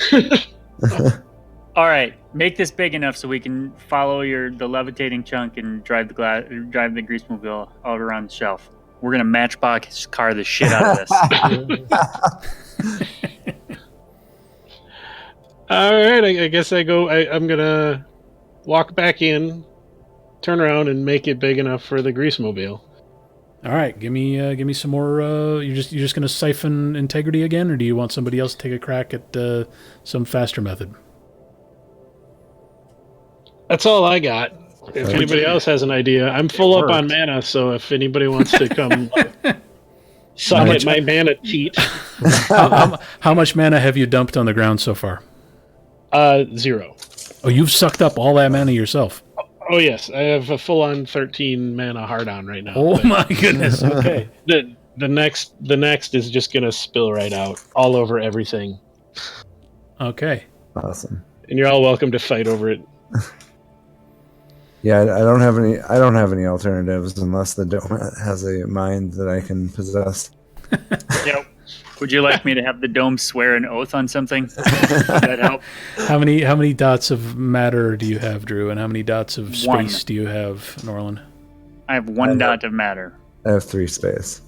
I mean, 3 space might be enough to enlarge that area, but And the only reason I have 1 is so I could find the hidden horde, and I don't think there's a horde inside the glass. hey, you never know. You never know. check. Space 3. What can you do with space 3? Range blow. Destroy sympathetic connections. Yeah, I think possibly warping something. That's like labyrinth. That's like Yeah. a 5-dot spell. Yeah, it's definitely not 3 dot. Mutate dimensional axes, stretch a hallway. It's that's like a 5-dot effect. So Oh, that okay, looks not with like 3 dots. fun. Yeah. Oh, and shrink and expand. That's also 5 dots. Okay. And Shale, you've got life magic and spirit magic. I mean, you could summon Stu and ask him to dig at the edges of the tunnel with his fingers, but I don't think that's going to be terribly That would efficient. do much. Yeah. All right. Well, have at her with some more siphon integrity rolls. Oh my goodness. Oh my goodness. That's a pretty good one. Yeah. Wow. Okay, so you're targeting an area big enough for the van now. Yes. Around the original tunnel. Correct. Okay. In the blink of an eye, a huge area around the original tunnel. Splinters and splinters and splinters and splinters and it almost reaches that same level of very finely packed snow with a single spell cast. And Damn. 5 mana fall out onto the ground. Can I just pick that up and chew on it? Like, put it in like a dip? Mana? so Yeah, what is it? Is it actually TAS or what? no, what's no, actually... it's not TAS. It's it hasn't solidified. Although, actually, Can it like just crystallize on my person and I can be Mana Man. Like, No, have TAS armor? so when you inject mana into the local tapestry, into the pattern locally, what you're really doing is infusing the area with mana, and when you have over infused the area, that's when TAS forms. So no, there's no TAS, but there is mana in the area here, just sort of floating around, and if someone else wants to grab hold of the arc spear and sit down and meditate, they can suck it up. But that takes like an hour. Does it take an hour to meditate and gain mana? That's a good question. They have to do like an oblation or some nonsense. Oblation, yes, which for Timmy is usually a game of Dwarf Fortress, which can take upwards of 45 or 50 hours. Is anybody else Totally. missing mana? Me, I am. I could definitely use some. I have only 4 mana. I have 2. I think All I right, have let's 3. say give me another siphon integrity, and let's see how much more mana spills out before you successfully completely shatter this. Okay, it's done. It's snow-like, and there are already bits crumbling down from the roof of your original tunnel. If you pull your wind trick again, you're going to create a glass cannon, and it's all going to blow Blasting outward out this onto time. the shelf. Yeah, this time it's going to go all out because you've got an opening to work with immediately. So we'll just say you do that. I won't make you roll for it. But there's 8 mana on the ground here, and we'll say that a 10-minute oblation is enough to suck it up. Okay. Let's all hold hands and oblate. I called you gay again. All right, I'll sit down and I'm gonna try and get 3 of them. All right. I'll do 3 as well. And you're gonna leave only 2 for poor Yoder, That's the fine. group's healer. I mean, Wait. Oh, It's I okay. miscounted. I'll take It's 2. okay. I've got tons. We have many now, but just don't leave any behind. okay. All right. So Honey Badger takes 3. Ender takes how many? I'll take 2. 2, and Yoder takes 3. So Okay. update your sheets with your new mana points, and you now have a van-sized hole. And Philippa and Echo don't seem to have caught on to the fact that there was mana laying around for the taking, and they haven't asked to have any, so they are just... They're actually sitting inside the grease mobile because they were fearing another glass cloud. I'm curious. Did any of us actually walk out onto the wood? I did. When you walked out there, were you holding the arc spear? Yes. Okay. Can I walk out there and without the arc spear, and what do I see? Am I in fog? Well, inside the dome, what you see is fog, and the fog begins somewhere midway through the tunnel. So all this time you've been staring at a tunnel with fog in the middle of it, and when the Merovingian walked through the tunnel, he simply vanished into the fog. Okay. Well, if we're going to drive through, I just wondered if I need to be holding that to see. Probably a good idea. Well, and then I was also curious if outside the dome we can use magic. Did not try that. I would think. Yeah. Only can try. Well, that's why I'd like to go with him, but I also feel like I wouldn't just walk tie a into the rope. fog. Tie a rope around your. All right, we walk back out there holding hands because Honey Badger won. He was afraid, so we had to hold hands. I hate you. We walk out into the fog, out onto the wood, and I let go of his hand.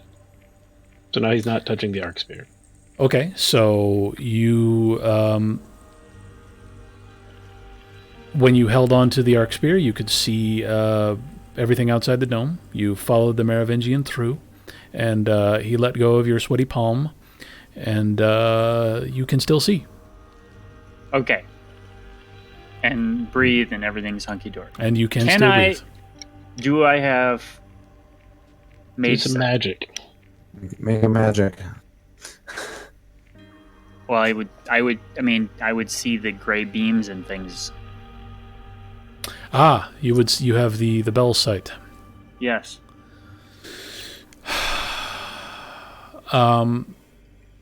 There's plenty of that around. It's not like it was in Madison. There aren't tendrils reaching down from the sky to surround people and things. Instead, what you see is just clouds of it gathering here and there. Very large clouds of it. Sort of like when you were following Adustus and he left those smoky black clouds of nimbus behind him everywhere he went. And everywhere he was casting spells, there were little explosions of it in larger groupings. That's sort of the effect you're getting here. Okay. So that means I can cast without touching the arc spear. Well, you've got your mage sight up already. You could try casting a spell to see if it works. Okay. Let's see. We all know you're going to do Find the Hidden Hoard.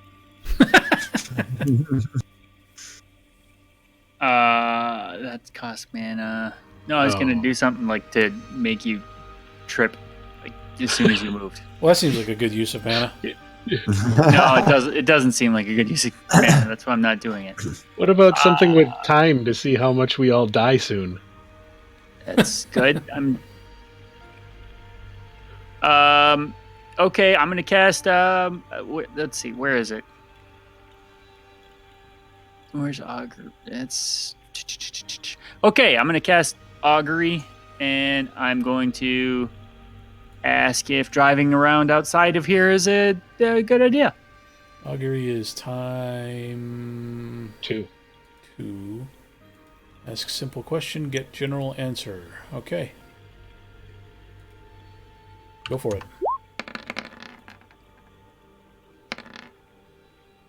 Wow, I think that means you can ask 4 questions. Okay. Wow. So you're going to ask if driving around outside the dome is going to cause problems? If it's a good idea. I mean, that's a qualitative judgment, Drew. I don't know if the Vespers speaking to you right now are capable of... Well, it's generalities. I mean, do I get a good feeling about that? You don't get a bad feeling. Okay. Indifference is a thing. So Got it. you can ask a simple question about the target's future. Gain a general answer. Yeah, so I mean, you Proper questions include: will Tony get the job he just interviewed for, or will Charlotte marry George, or will Angerboda kill again?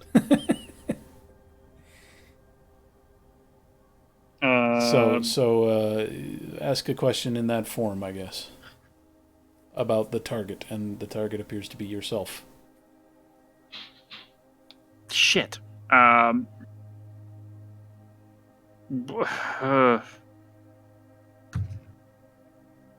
don't know. I'm kind of at a loss here.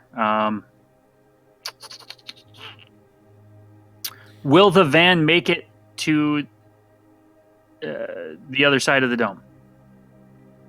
Yeah, driving around the outside, you mean? Yes. Yes. Okay. Ooh, I have an idea. Okay. Is the thing stopping magic in the dome? Yeah, is the thing stopping magic in the dome? That's okay. Yeah. Is that okay? So you're going to target the dome and ask whether are my powers limited outside the dome? No. Cool.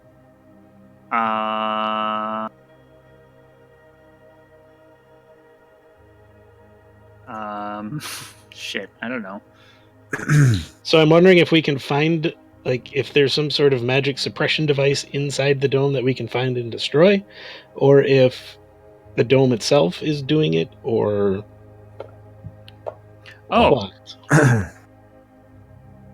Is the glass the reason we can't cast magic? Yes. Okay. Also the arc spear. What? I feel like we could maybe ask a question about the arc spear, but I don't know what it would be. How do we use it? But I don't feel like a general answer will tell us. Right. Can we use the arc spear? Yes. Yes.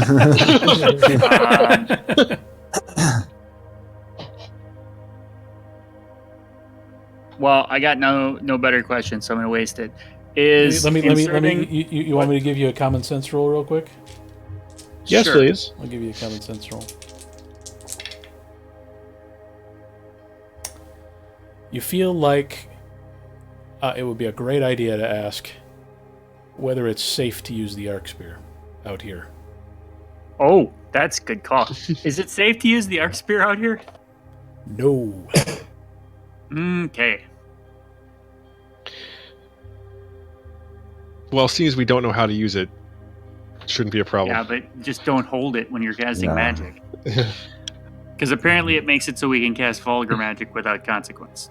Well, it occurs to you. It No. occurs to you. It occurs to you as a result of your common sense roll that you don't know whether it's the Exarch's soul or mind or power or what, but there is some major remnant of that Exarch you killed in this thing.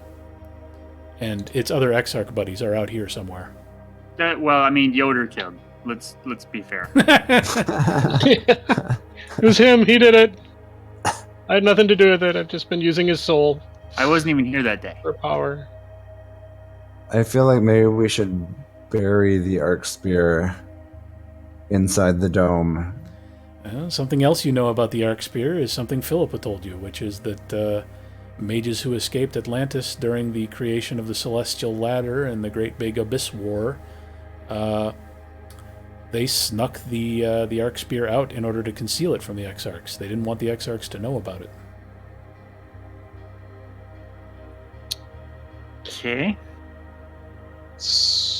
If I were to cast a spell out here, would I be able to determine... Well, no, it wouldn't be vulgar, right? Because we're on the other side of the abyss. Yeah, vulgar paradox and vulgar spells which cause paradox are caused by reaching across the abyss to get to your source of power from the material world. And here, you don't have to reach across the abyss. You're already in the supernal world. So, no, there's no paradox here. Okay. And that's why there was no paradox inside the dome. It had nothing to do with the Arc Spear. Right.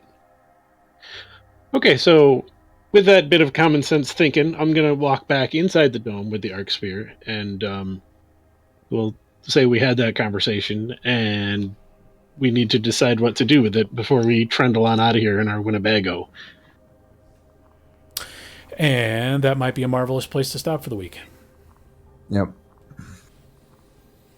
Cool. Well, thanks for everybody getting together. That was fun. Yep. That was fun. All right, and good night, YouTube. There will not be Mage next week because I think Drew's going to be traveling the world. I'm going to be wearing a kilt.